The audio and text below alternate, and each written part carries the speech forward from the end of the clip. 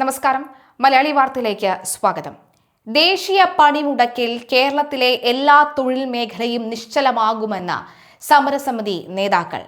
ഫെബ്രുവരി 12 വ്യാഴാഴ്ച ദേശീയ പണിമുടക്ക് പൂർണ്ണമായും നിശ്ചലമായിരിക്കും കേരളമടക്കമുള്ള സംസ്ഥാനങ്ങളെന്ന് വ്യക്തമാവുകയാണ്. രാജ്യത്തെ 10 കേന്ദ്ര തൊഴിലാളി സംഘടനകളും ദേശീയ ഫെഡറേഷനുകളും ബാങ്ക്, ഇൻഷുറൻസ്, കേന്ദ്ര സംസ്ഥാന ജീവനക്കാരും അധ്യാപകരും ജനുവരി 9 ഡൽഹിയിൽ യോഗം ചേർന്നാണ് അഖിലേന്ത്യാ പണിമുടക്കിന് ആഹ്വാനം ചെയ്തിട്ടുള്ളത്. കർഷക മോർച്ചയും മഹിളാ, യുവജന, വിദ്യാർത്ഥി സംഘടനകളും പണിമുടക്കിന്റെ ഭാഗമാകുമെന്ന് അറിയിച്ചിട്ടുണ്ട്.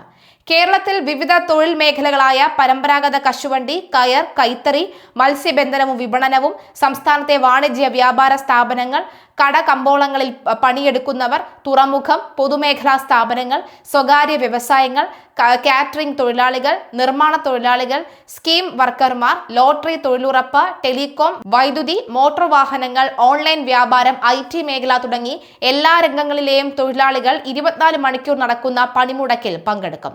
പത്രമാധ്യമ രംഗത്തെ ജീവനക്കാർ പണിമുടക്കിൽ അണിനിരക്കുമെന്നും സംഘടനകൾ പ്രഖ്യാപിച്ചിട്ടുണ്ട്. LDF സംസ്ഥാന വ്യാപകമായി സംഘടിപ്പിക്കുന്ന മേഖലാ പ്രചരണം ജാഥകൾ ഫെബ്രുവരി 12 പണിമുടക്ക് ദിവസം മാറ്റി നിശ്ചയിച്ചിട്ടുണ്ട്. പണിമുടക്കിന്റെ ഭാഗമായി ജില്ലാ കൺവെൻഷനുകൾ പൂർത്തീകരിച്ചിട്ടുണ്ട്. പ്രാദേശിക കൺവെൻഷനുകൾ ഫെബ്രുവരി 5 പൂർത്തീകരിക്കും. ഏരിയ, മണ്ഡലം അടിസ്ഥാനത്തിൽ സംയുക്ത ട്രേഡ് യൂണിയനുകളുടെ നേതൃത്വത്തിൽ ഫെബ്രുവരി 12 മുൻപ് വാഹന പ്രചാരണ ജാഥകളും വിളംബര ജാഥകളും സംഘടിപ്പിക്കും. സോഷ്യൽ മീഡിയ, പ്രിന്റ് മീഡിയ പ്രചാരണം വ്യാപകമാക്കും.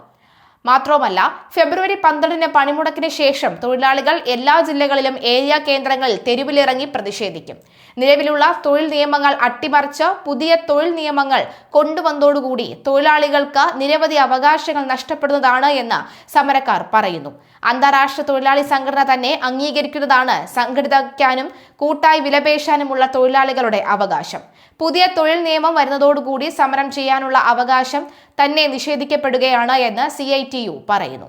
സാമൂഹിക സന്നദ്ധ സംഘടനകൾ പ്രവർത്തിക്കുന്ന തൊഴിലാളികളെ ഏതു നിമിഷം വേണമെങ്കിലും പിരിച്ചുവിടാൻ കഴിയും. തൊഴിലാളികളുടെ എണ്ണത്തെ അടിസ്ഥാനപ്പെടുത്തിക്കൊണ്ട് ബോണസ് നൽകണമെന്നാണ് പുതിയ തൊഴിൽ നിയമത്തിൽ പറയുന്നത്. തൊഴിലാളികളുടെ എണ്ണം ഒരു സാമ്പത്തിക വർഷത്തിൽ 20-ൽ താഴെയാണെങ്കിൽ ബോണസ് നൽകേണ്ടതില്ല. തൊഴിലാളി വിരുദ്ധ തൊഴിൽ നിയമങ്ങൾക്കെതിരായുള്ള പോരാട്ടത്തിന്റെ ഭാഗമായി ഫെബ്രുവരി 12 സംയുക്ത ട്രേഡ് യൂണിയൻ സമിതി ആഹ്വാനം ചെയ്ത പൊതുപണിമുടക്ക് വിജയിപ്പിക്കണമെന്നും സമരസമിതി ആവശ്യപ്പെട്ടിട്ടുണ്ട്. എന്തായാലും 12-ാം തീയതി പൂർണ്ണമായും പണിമുടക്കായിരിക്കുമെന്ന് തന്നെയാണ്, നിശ്ചലമായിരിക്കുമെന്ന് തന്നെയാണ് നിലവിൽ ലഭിക്കുന്ന റിപ്പോർട്ടുകൾ. മറ്റ് പരീക്ഷകളോ അല്ലെങ്കിൽ പറയുമ്പോൾ തന്നെ വാഹന ടെസ്റ്റ് അടക്കമുള്ള പരീക്ഷകളൊക്കെ തന്നെ മാറ്റിവെക്കുമോ ഇല്ലയോ എന്ന് കാത്തിരുന്നു കാണാം.